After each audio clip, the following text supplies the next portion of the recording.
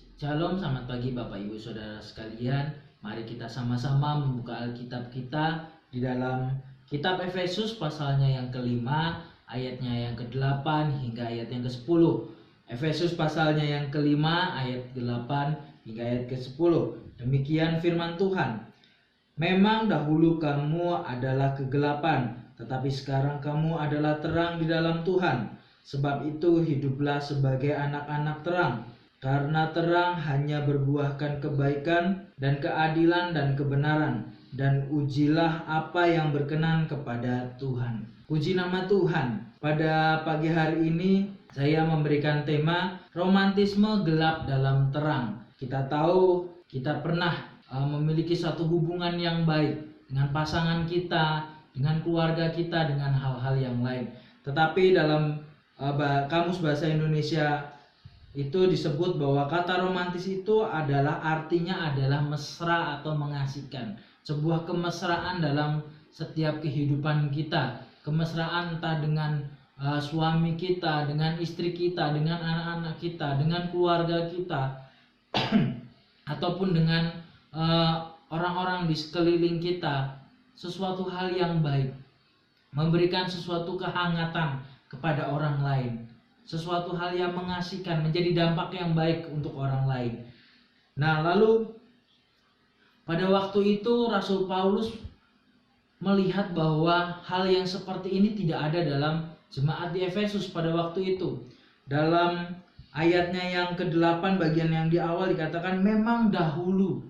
Kata ini adalah sesuatu hal yang kita berbicara masa lampau. Dalam Efesus pasalnya yang kedua, ayat yang kedua, di sana dikatakan bahwa kamu hidup di dalamnya karena kamu mengikuti jalan dunia ini, karena kamu menaati penguasa kerajaan angkasa, yaitu roh yang sekarang sedang bekerja di antara orang-orang durhaka. Kita tahu bahwa hidup kita dahulunya itu adalah sebuah kegelapan, gelap hidup kita. Tetapi bagaimana Tuhan memberikan terang itu kepada setiap kehidupan kita. Tetapi terkadang kita menganggap bahwa lebih enak masa lalu ya. Lebih enak sesuatu hal yang lampau. Karena apa? Karena kita menganggap bahwa daging ini merasa dikenyangkan, merasa dimanjakan. Nah, oleh sebab itu bagaimana masa lalu kita? Apakah masa lalu kita indah? Indah ini bisa dikatakan menyenangkan, mengasihkan, seperti dalam Kamus Bahasa Indonesia sehari-hari di sana dikatakan mesra, mengasihkan. Apakah masa lalu kita seperti itu? Atau malah sebaliknya, masa lalu kita yang begitu melelahkan, begitu tidak mengasihkan, membuat kejenuhan di sana sini? Mari kita sama-sama mengintrospeksi diri kita masing-masing. Bagaimana masa lalu kita? Apakah hidup kita sudah berkenan di hadapan Tuhan, atau hidup kita hidup dalam kegelapan? Bukan sesuatu hal yang seharusnya kita sebagai orang-orang percaya, sebagai umat-umat pilihan Allah, seharusnya kita menjadi anak-anak terang.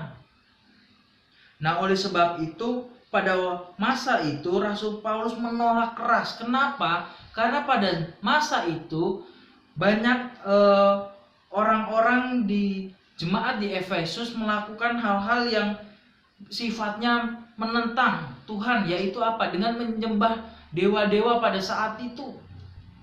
Artemis, dewa-dewa yang lain. Nah, itu yang ditolak oleh Rasul Paulus pada waktu itu. Tetapi jemaat di Efesus melakukannya hari demi hari. Nah, oleh sebab itu mengapa Rasul Paulus inginkan setiap kita, bukan hanya cuma kita yang pada masa kini, tetapi pada waktu jemaat di Efesus pada waktu itu, dia menginginkan bahwa jemaat di Efesus bisa mengenal Tuhan secara pribadi dan bisa menjadi terang untuk orang lain, untuk di sekitarnya. Nah, oleh sebab itu, bagaimana kita bisa hidup dalam terang? Bagaimana kita bisa menjadi terang dunia? Yang pertama adalah dalam ayatnya yang kedua, di sana dikatakan bahwa dan hiduplah di dalam kasih sebagaimana Kristus Yesus juga telah mengasihi kamu dan telah menyerahkan dirinya untuk kita sebagai persembahan dan korban yang harum bagi Allah. Yang pertama, kalau kita mau bisa hidup dalam terang, yang pertama adalah harus memiliki kasih. Kasih apa? Kasih agape. Memang sulit untuk memberikan kasih agape karena hanya Tuhan yang saat ini yang bisa memberikannya. Terkadang kita memberikan kasih itu hanya phileo, kasih persahabatan. Tetapi kalau kita mau hidup dalam terang, Tuhan sudah memberikan teladannya kepada kita, yaitu apa? Memberikan kasih agape. Nah, lalu bagaimana caranya untuk kita bisa memiliki atau memberikan kasih agape itu? Yang pertama adalah memberikan persembahan yang harum. Dalam Roma pasalnya yang ke-12, ayatnya yang pertama di sana dikatakan bahwa karena itu saudara-saudara, demi kemurahan Allah, aku menasehatkan kamu supaya kamu mempersembahkan tubuhmu sebagai persembahan yang hidup. Kalau kita mau memiliki kasih, kita mempersembahkan hidup kita seutuhnya kepada Tuhan. Maksudnya adalah kita memberikan apa yang bisa kita berikan kepada Tuhan, kepada orang lain terutama, kepada orang-orang yang belum mengenal Allah, kepada orang-orang yang kita anggap bahwa mereka membutuh bantuan kita. Jangan kita hanya melihat, wah itu bukan orang-orang kita. Jangan, tetapi mari kita sama-sama berbagi. Mari kita sama-sama mengasihi di mana kita tinggal, di mana kita saat ini berada, Bapak Ibu Saudara sekalian. Dan cara yang berikutnya adalah sudah pastinya memberikan hidup kita sepenuhnya kepada Tuhan. Kita berharap kepada Tuhan secara seutuhnya.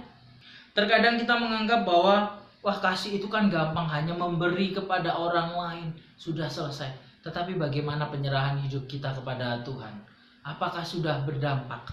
Atau malah sebaliknya, kasih itu hanya kasih yang pura-pura saja, dianggap baik di depan orang lain, tetapi di belakang bagaimana dengan hidup kita?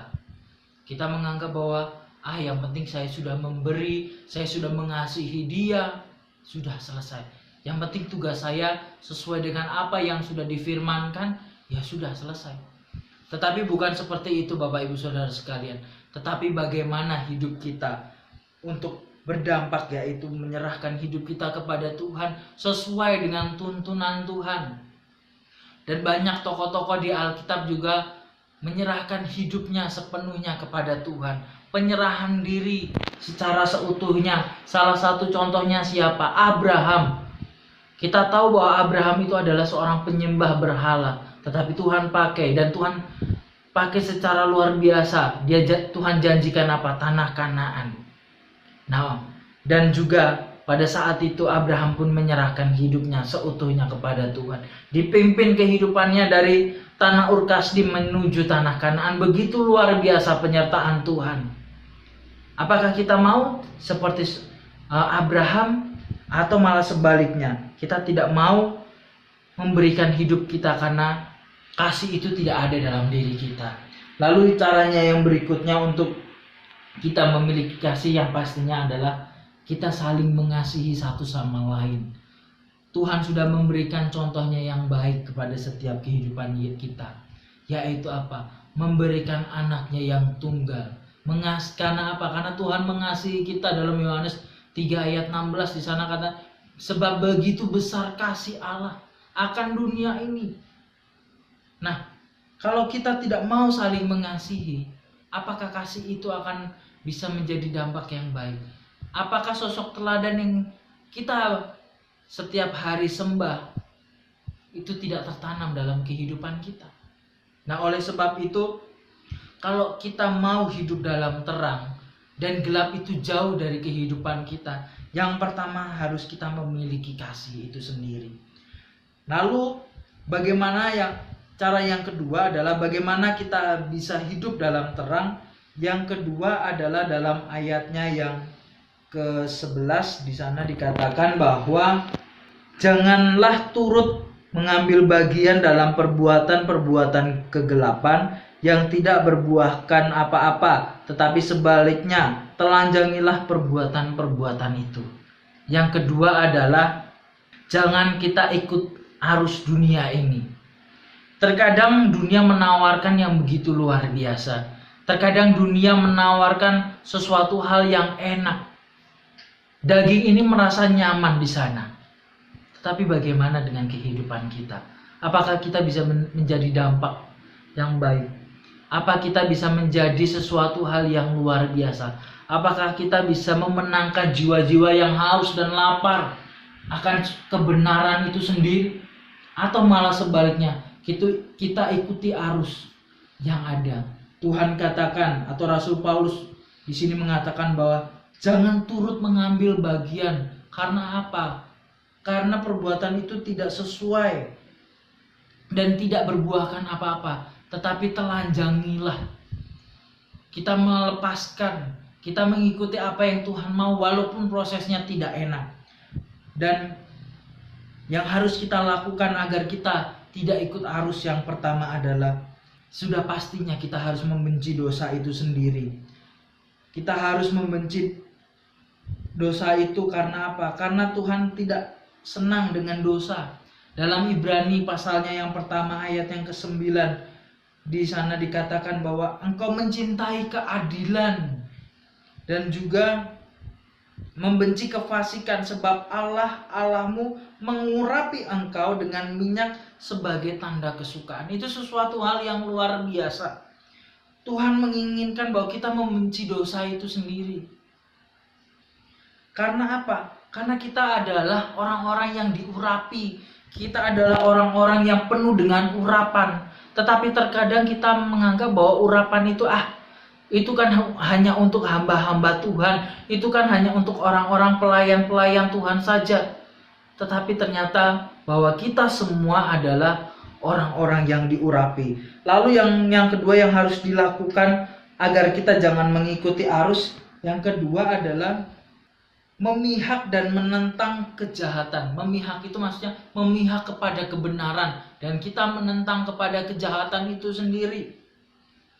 Dan kita tahu bahwa Tuhan tidak suka dengan kalau kita menyukai dengan kejahatan itu sendiri.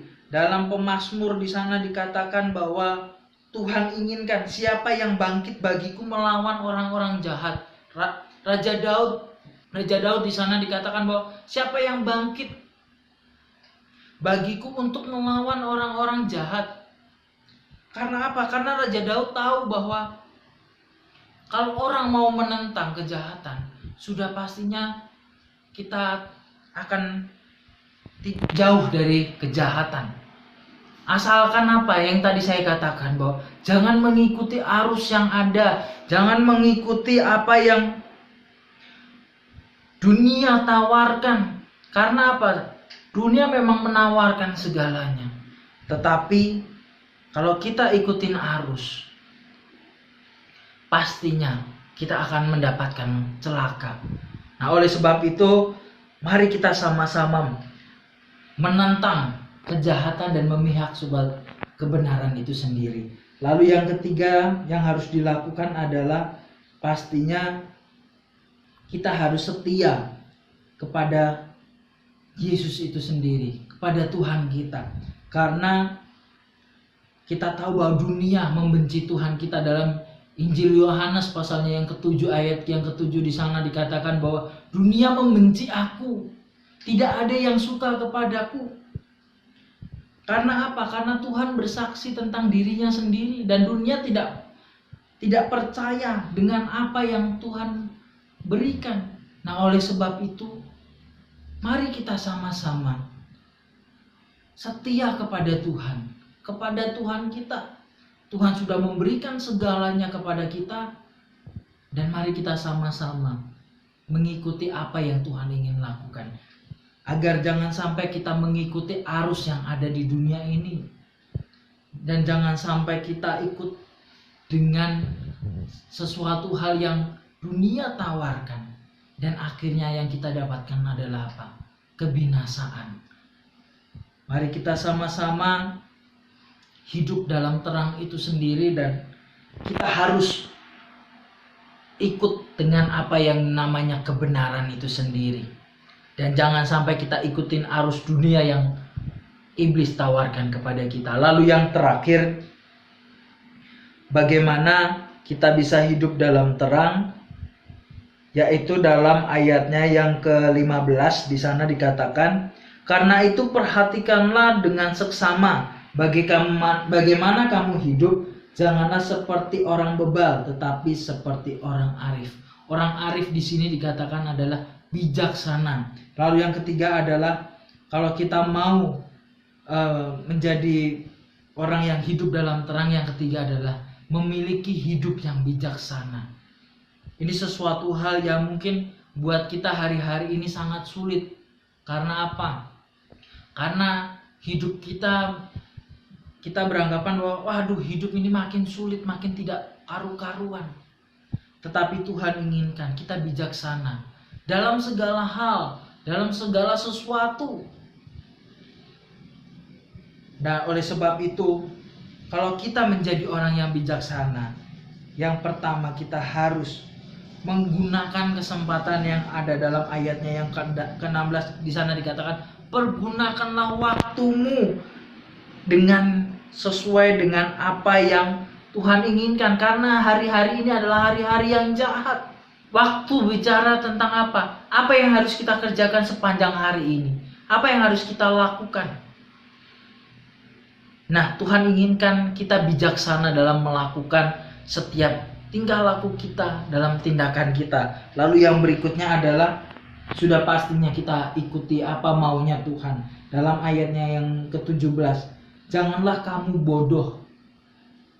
Janganlah kamu bodoh, karena apa?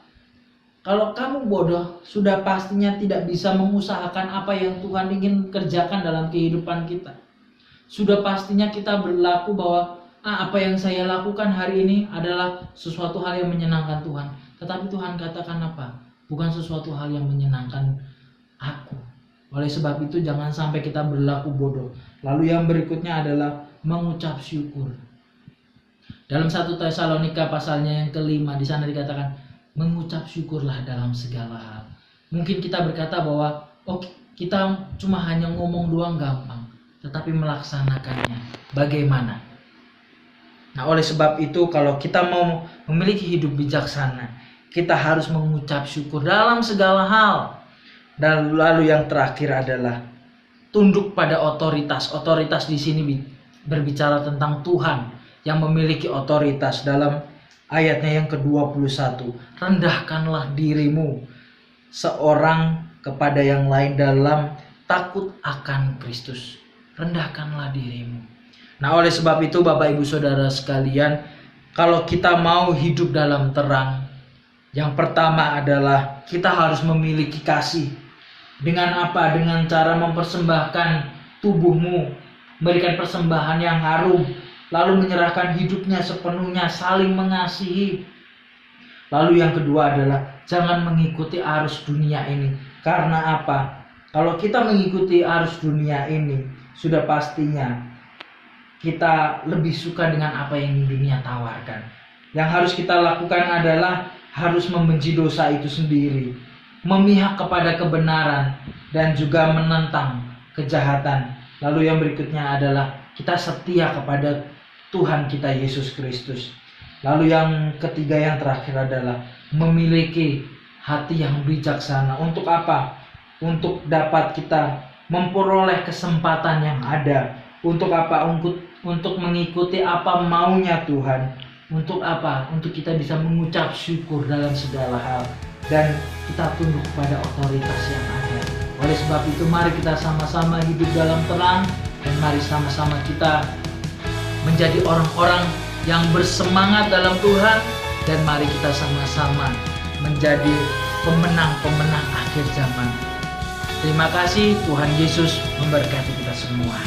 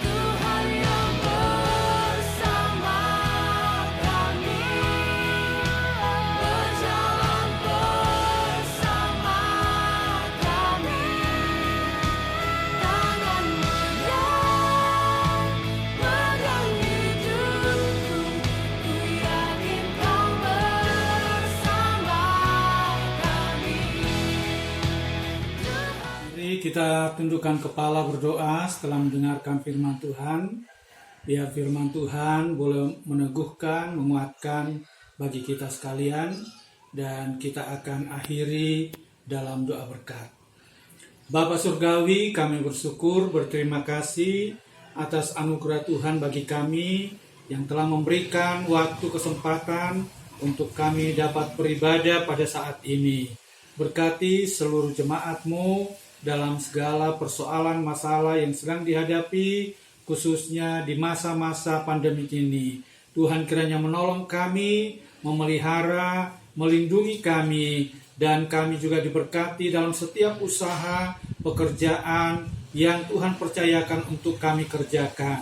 Berkati seluruh jemaat-Mu yang lemah Tuhan kuatkan, yang dalam keadaan sakit Tuhan Engkau beri jamahan kesembuhan, serta pemulihan yang sempurna dari Tuhan boleh menjadi bahagian mereka. Terima kasih Tuhan. Demikian juga bangsa dan negara kami, Tuhan kiranya Engkau menolong, melawat, dan memberkati agar supaya bangsa kami boleh dipulihkan, karena kesejahteraan bangsa ini adalah juga kesejahteraan kami. Pakai seluruh pemerintahan yang ada dari tingkat pusat sampai daerah, bahkan sampai ke pelosok-pelosok, bahkan khususnya untuk daerah istimewa Yogyakarta.